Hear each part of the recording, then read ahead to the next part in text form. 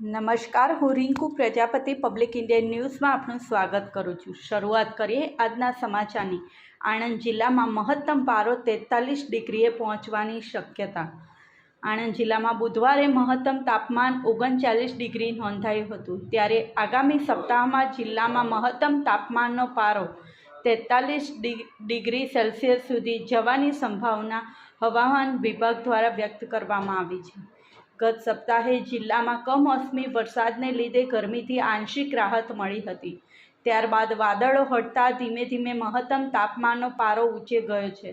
છેલ્લા 3 દિવસથી ગરમીનો પારો 39 ડિગ્રી સેલ્સિયસની આસપાસ રહેવા પામ્યો છે, જેને લઈ બપોરના સુમારે જિલ્લાવાસીઓ આકરી ગરમીનો અનુભવ કરી રહ્યા છે। આકરી ગરમીના કારણે ઝાડા ઉલટી સહિત લૂ લાગવાના કેસોમાં પણ વધારો નોંધાયો છે। ત્યારે આગામી સપ્તાહમાં ગરમીનો પારો વધુ ઊંચે જશે તેવી સંભાવના હવામાન વિભાગે વ્યક્ત કરી છે।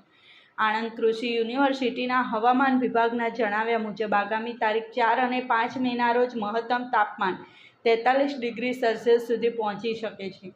ગરમીનું પ્રમાણ વધવાની સંભાવના વચ્ચે જિલ્લાવાસીઓને વિશેષ તકેદારી રાખવા સૂચના અપાઈ છે।